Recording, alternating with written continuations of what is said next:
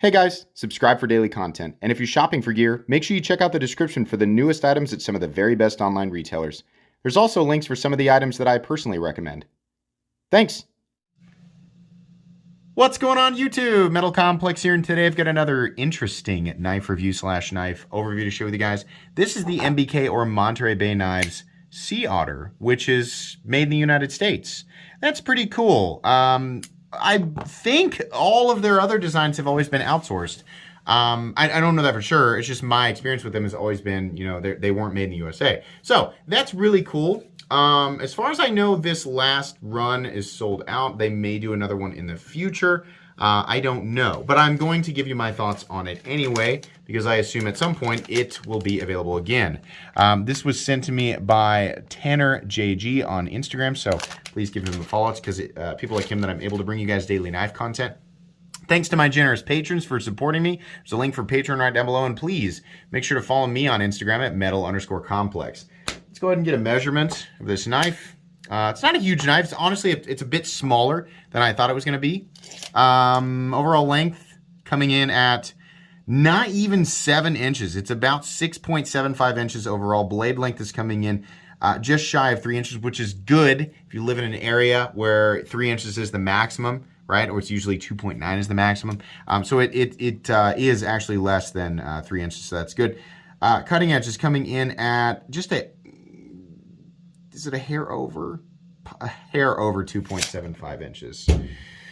Let's do some size comparisons, just a couple. Up against the Ontario Rat Model 1 and the Ontario Rat Model 2. Much closer in size to the Rat 2. Cutting edge is almost identical. I want to make sure and point that out. How about up against the Spyderco Para 3? There you go. Definitely a little shorter than the Para 3. And finally, the Benchmade Bug Outs. A bit thicker, but a bit shorter than the Bug Out. Speaking of thickness, let's go ahead and do carry profile. Action is consistent. It's actually running on phosphor bronze washers, which is pretty cool because usually with knives like this we get bearings, and as long as phosphor bronze washers are done right, I don't need fall shut action in my knives. I need them to be able to do this.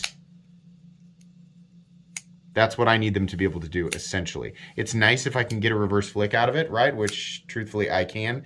And as long as that frame lock is, pushed over when you go with one hand, you can get it to fall shut there for a little bit, then you just need to use another finger to push it back in. But it's not gritty, it's nice and smooth, right? So the phosphor bronze, the benefit there is that they will keep dirt and debris out of the pivot while you're actually using it. So they are better than bearings in that sense. If you're looking for a luxury, smooth, sort of fall shut action, you are not gonna find it with this knife. Thickness up against the Spyderco Para 3, it's about the same, honestly.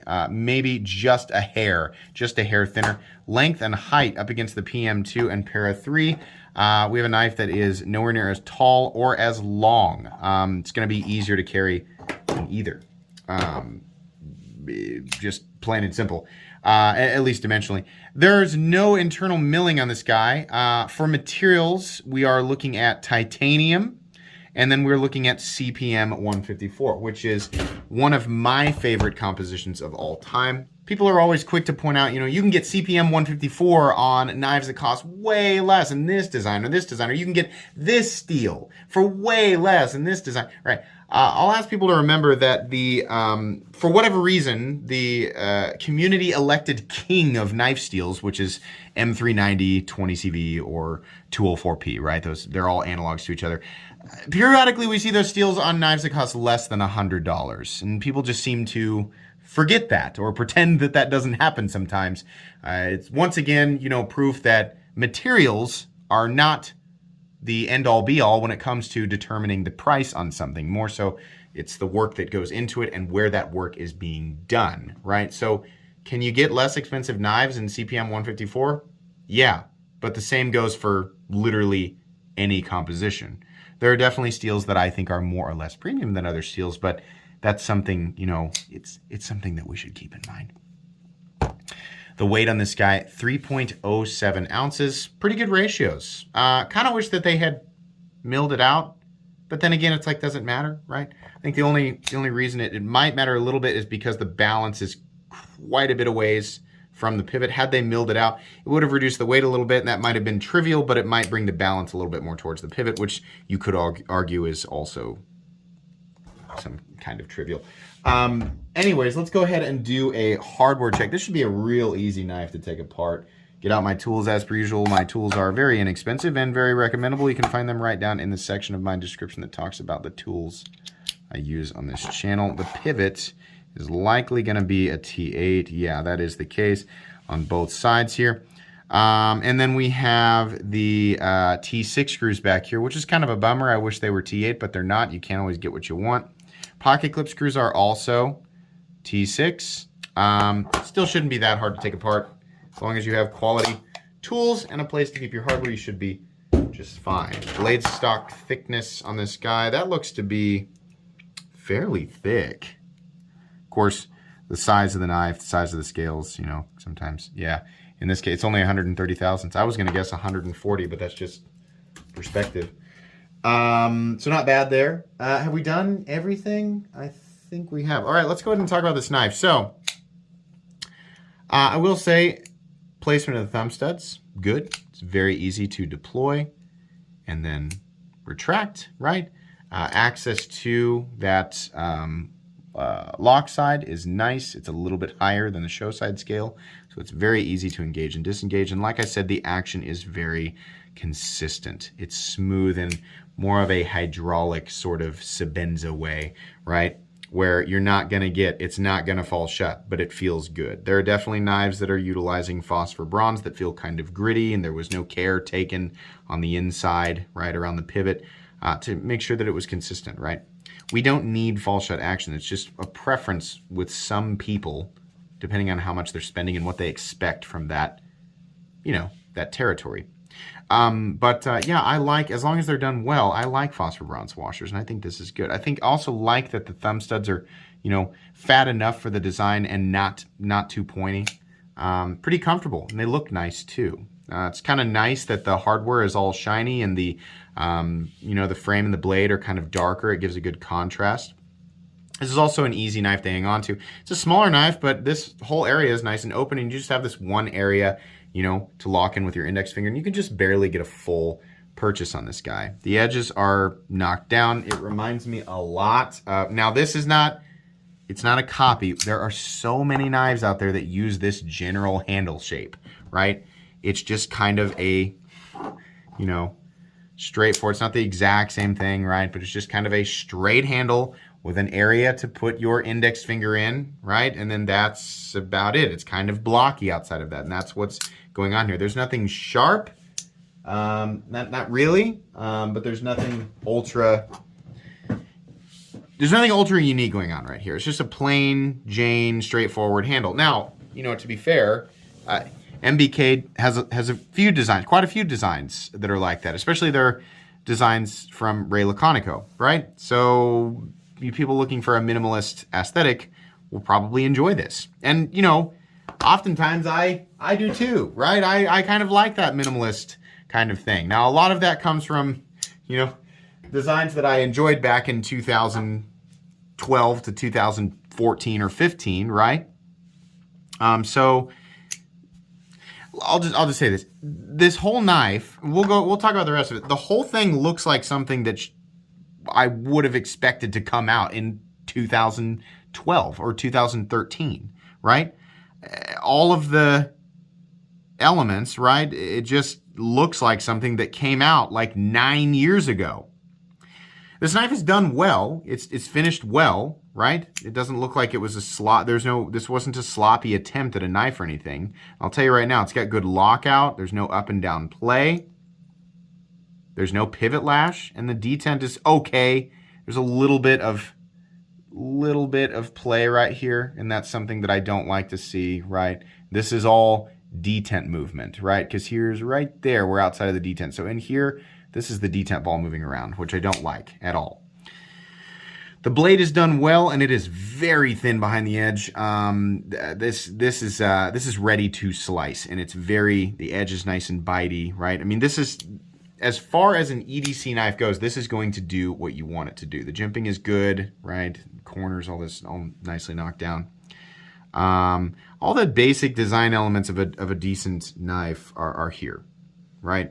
Sandwich construction, we got a couple of standoffs. The pocket clip it goes with the design. I think the clip is a bit lazy. It's also too long. This clip should be, I mean, you can get away with like half the length of the clip. That way, if you are going to bear down on this, which you're probably not going to do that too often with a knife this size, but if you do, that way the bill, if it were shorter, the bill of the clip wouldn't be pressing into the middle of your hand, which is always annoying. But it's also just seated right on top of the titanium. And they could have milled a couple of holes or drilled a couple of holes on this side for left-handed people to enjoy it, even though it is a right-handed frame lock. But they're typically, even if it's a right-handed frame lock, it's not difficult to manipulate left-handed. They didn't do that, but I really wish they would have at least milled a slot into the titanium for the clip to rest, because it's just sitting on top of it, which doesn't look all that great. The other thing that bothers me is that while it doesn't, it doesn't have a steel lock bar insert, which is fine. That's not needed for lockup or anything. It's just kind of an ease of maintenance thing. If there's something wrong with the geometry, the maker or manufacturer, whoever, can pop the chip out and get another one that sort of matches the tang geometry a little bit better. And it's a cheap way to deal with that. The problem is that there's no over travel stop, which it's pretty unlikely you're going to bend the frame out, but it's possible. And I find that with frame locks, which honestly, as time progresses, I'm enjoying less and less and less for so many reasons. But, when we are looking at a frame lock, it just gives me that peace of mind. Like, if I'm not paying attention or I push too hard, it's not going to bend it out and ruin the tension and therefore ruin the lockup and make it unsafe to use. Yeah, there should be something. In some cases, we'll have like a 3D milled titanium clip with a lot of tension on it that's resting on both the frame and partially the lock. And that way, it's really difficult. While it's not a stop, it's really difficult to overcome, the tension of the lock bar itself and the tension of the pocket clip. In some situations that can work that way, but there's nothing. Like the pocket clip is almost completely and totally on the frame, and it's a pretty thin titanium clip. Like I said, lockup is good. We're coming in, locking up at something like 50%, which is fine. There's no lock stick. Centering has stayed pretty darn, perfectly centered. I don't have a problem with that. There's always going to be a little bit of movement there with like phosphor bronze, so just kind of, it's easy to sort of move around, right? But the blade is definitely centered. So how much is this? It's about 380 bucks. For a titanium frame lock that's made in the United States, in some ways, it's okay. My biggest issue with this knife is that it is bringing pretty much exactly what we'd expect to the table for, almost a decade ago. And is there still a market for stuff like this? Well, yeah, USA made knives that are made, I mean, it is made well, right? It's pretty good. Fit and finish on it is pretty good. A couple of little things I don't like so much. But it's like, looking at this, I'd rather pay less for a Benchmade or a Spyderco or a ZT, or more for a Hinderer or a Chris Reeve knife or a Denko knife, right? That's kind of where I'm at. So it doesn't, in some ways it's kind of like priced right where it should be, but it's like if you're gonna do a US made knife, I feel like there should be more work in this. There should be more stuff. I got no problem with CPM 154. I think that's fine. I'm not complaining about the steel choice at all. I think that the design is, if you really are into the minimalist appearance, then great. But today, right now, it's like, I'm looking for more. And I think a lot of people who are looking for US-made knives, right, they're looking for more, because we're exposed to so many amazing, incredible designs that are, really great to look at and have a lot of detail, but are also still, I'm not saying like, I want more unnecessary flash and, no more utility, right? No, I mean, there are definitely knives that do both, right? But me personally, I'm going to be looking for more than this. This might have been what I was looking for in, like 5 to 10 years ago. It might have been like, oh, wow, cool. 380 bucks, no big deal. I'd rather pay more and have there be more here. Just, something else going on with the scales, right? You don't have to change the shape necessarily, but something more going on with the pocket clip. A steel lock bar insert and or over treble stop, I think would be a good idea, right? I think the flat scale thing is I'm kind of over that. Like there's just the plain blocky scales, the contouring or something like that.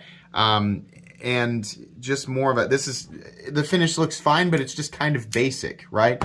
I don't ever pick up working finish hinder knives because I just don't like the finish. I just think it looks kind of basic. That's a preference, right? Some of what I'm saying are preferences, but hey, a lot of what I say in my reviews are based on my own preferences, right? I'm a human being, I'm not a robot. So, yeah, this is cool. It's great that it's made in the United States. I think that's awesome. I respect that they are wanting to do that. But I think we need to bring more. I think it's okay to charge more and bring more to the table, right?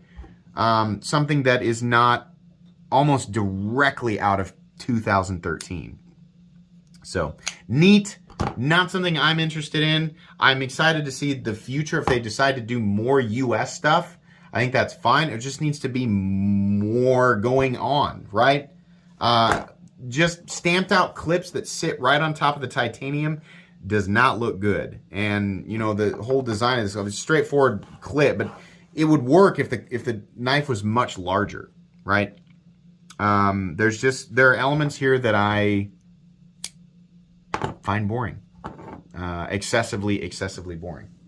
But cool that they're making stuff in the United States. That's going to be pretty much it today. Please make sure to follow me on Instagram at metal_complex. If you enjoyed this video, leave a like. If you'd like to check out my other content, I do, of course, have lots of videos of knives that are either expensive or inexpensive that I do or don't like, so check those out. And if you enjoy all my content, go ahead and click on that Metal Complex logo right there and subscribe because there's definitely more coming. Thanks again for watching, everybody, and have a great day.